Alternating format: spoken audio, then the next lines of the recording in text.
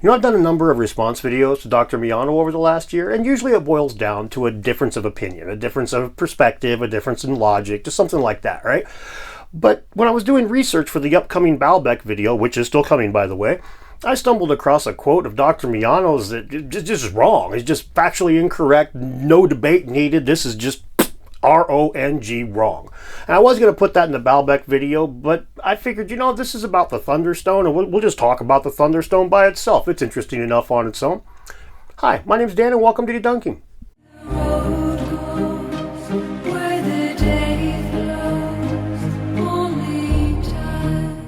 So let's start with the clip of Dr. Miano that I'll be responding to.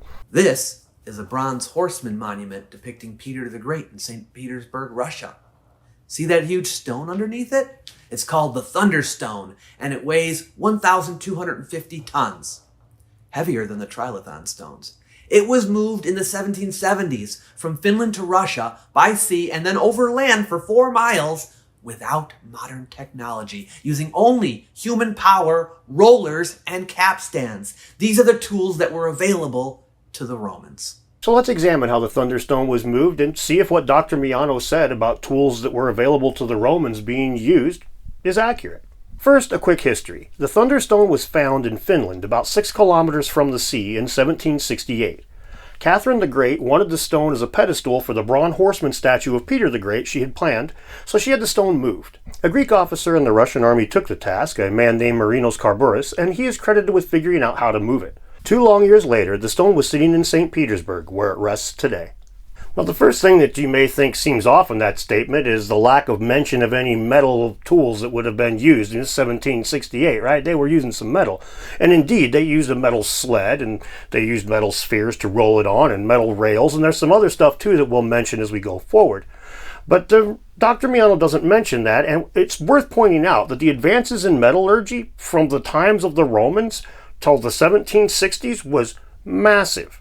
The world of Catherine the Great had recently entered the industrial age, and the advancements in metallurgy were numerous. The refinement of coal into coke helped produce far better metal, and this was made a lot more available in 1768, but existed for a little bit before that.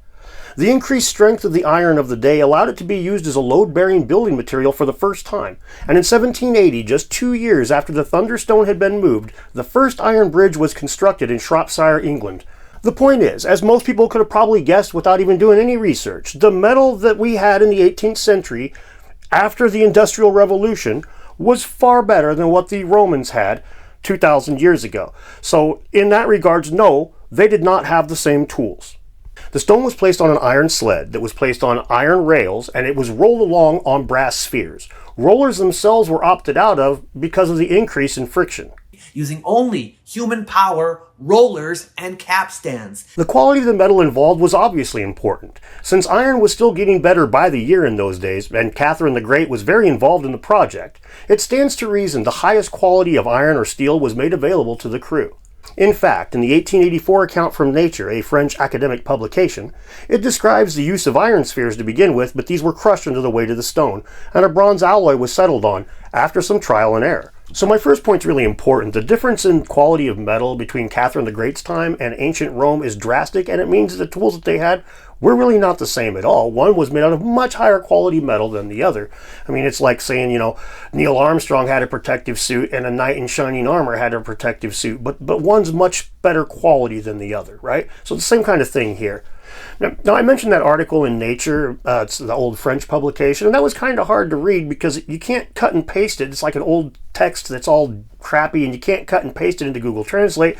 So I was making like a boomer and pointing my phone at my computer monitor, and I'm making like a boomer trying to share a meme, but I was able to translate it pretty well anyway.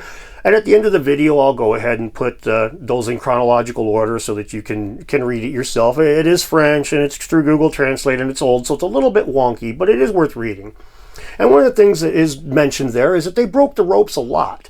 And that's kind of an interesting thing because you would think the same thing applied to metal as would apply to ropes, that it's like, 2,000 years later, the technology got a lot better.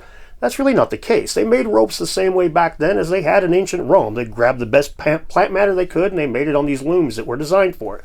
Basically the exact same technology. My point being that even with their better metallurgy, their better metal tools that allowed for, probably less friction and all that crap, those ropes were still breaking. So the ancient Romans would have definitely had an uphill battle with that. Okay, let's go through a few minor issues before hitting the other major piece of the puzzle that Dr. Miano seemed to miss.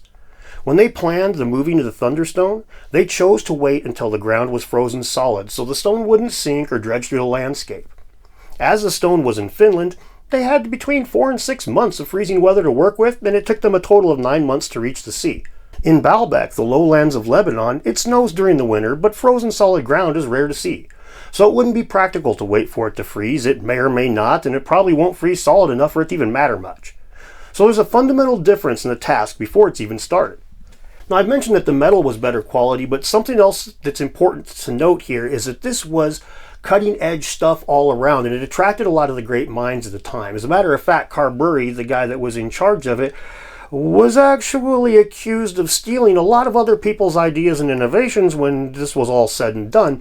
I'll put a link to a paper down below that's behind a paywall that talks about this, and I can't get through it. I mean, I could, but I don't make enough money per video yet to be buying expensive science articles, but one day I hope to do so. Patreon links down below. You're not very settled. Anyway, my point is not only did they use the best technology that they had at their disposal, they also had the best minds of the time bringing their thoughts to bear on it. And a lot of it was like higher mathematics and stuff. These guys were really, really smart, and a lot of them worked together to do this. And when it was all said and done, it made big news. It was all around the world. You contrast that with the situation in Baalbek in Lebanon. We have no records whatsoever of who built it, when, and why exactly. None of that's written down, so it's all just speculated. It seems a little bit weird because in the case of Catherine the Great's big Thunderstone again, it makes news, and it's a huge deal amongst the intellectuals of the time. But in the case of ancient Rome and in Baalbek, it's just not spoken of. We don't have any record of it whatsoever. It doesn't seem to have been a very big deal, despite in more modern times it requiring the resources and minds of an empire. As a quick aside before I hit my last point, in my video on my whole Atlantis theory and what I believe Atlantis to be and all that crap, I do mention that the abilities of sailors would translate well into constructing a megalith, and a capstan is just one more example of this. Here, check it out. Now, often these people would settle and move inland, and one way that they could keep their skill set more or less intact when it comes to a lot of things they needed to do for sailing, and also to announce their presence in a profound way, would be to build these megalithic structures. And now bear with me for a second, because it might sound counterintuitive that stacking big rocks it helps them remember how to sail, but it requires the complicated mathematics, it requires skillful use of ropes and levers and knots, and it requires teamwork. So all these things together, it's like fundamental, powerful teamwork. So all these things together, I think, may well have been something that they used to it was just kind of a natural extension of those same skills when they hit the dry ground. Man, I can't get over how good I look. It's no wonder that nobody's made love to me as much as me. But my point here is that the capstan is something that is a sailing device that does translate well into moving megaliths, same as I mentioned not too terribly long ago. It's a better example, more salient. Okay, on to the final point. The other major thing that Dr. Miano neglected to mention that was absolutely critical in them moving that stone was they used screw jacks. And if you don't know what a screw jack is, I'll put the picture of the one from the article right here, and you can, I don't know where I'll put it. Depends on where the camera is and where I'm standing. But anyway, it's going to be around here somewhere. And there's a picture of a screw jack. You might have seen these things before. If you've ever worked in old houses, or you've gone down in an old unfinished basement or something, you might have seen where they'll have a jack that's used to shim up the floor where it started to settle a little bit too much, and they're leveling the thing back out, and you just put a jack underneath it and use a screw and lever it up. Now, the screw jacks that they used in this case were pretty dang big. I mean, they were 2 centimeters in diameter for the screws, steel screws, iron screws, going into a brass fitting on a big-ass piece of wood. Now, 12 of these things was said to be able to completely lift the stone, although it's quite possible, in my opinion, that they would put 12 on one side, hoist it up, slide something under, and 12 on the other side, and slide it around. I'm not sure, but these records are pretty dang old, and they're in French. But my point here is these jacks were critical. They got the stone out of the hole that it was originally found in. It was in a partial pit. They raised it up to put it on the sled with these jacks. When it smashed those iron bearings, they raised it up and put them on brass bearings with these jacks. If they didn't have these jacks, this stone could not have been moved under the power and manner that they did it. They were instrumental and critical. Now, we've already mentioned that it obviously was made out of much better iron, right, than the Romans would have had access to. But the Romans didn't have screw jacks as far as we know. They had metal screws that they would use in like surgical instruments and stuff. And they had wooden screws that they would use for like a wine press or something like that. But we don't see any screw jacks in the record for quite a long time. And the use of these jacks explains why the frozen ground was so important. They needed solid ground to push against, or the jacks would have just simply sunk into the earth. And again, it's important to mention that without these, the stone could have never left that pit where it was found. It could have not been moved. It would have been doomed to stay where it was without these jacks. It wouldn't be in St. Petersburg today, period. So despite Dr. Miano claiming, these are the tools that were available to the Romans. This tool is not something that the Romans were known to have had, period. And again, like I mentioned, Dr. Miano didn't mention metal at all in his little clip. It was moved in the 1770s from Finland to Russia by sea and then over land for 4 miles without modern technology, using only human power, rollers, and capstans. Now, perhaps he underestimated the value of having better metal to move the stone, or perhaps he was unaware despite having access to those articles that are behind paywalls that I can't get to. Or perhaps he was just making a case and felt like mentioning metal would have made it a little bit obvious that they really didn't have the same tools. But it really doesn't matter. At the end of the day, what does matter is this. The statement that the Romans had the same tools at their disposal that Catherine the Great's people did when it comes to moving big stones is factually incorrect. Now, as I finished the research for the Baalbek video, I can't help but wonder if the Romans did use this method to move it. Say they did have screw jacks, say the metal was good enough. We'll just give Steelman Dr. Miano's position all the way to the nth degree. So they've got a lot of specialty tools that they've made for the moving of big stones. And they get better with each time because they save time and they save energy each time. They get a lot more experience, right? So the first time they go through the trouble of trial and error, figuring out the right metal and all that crap that we talked about.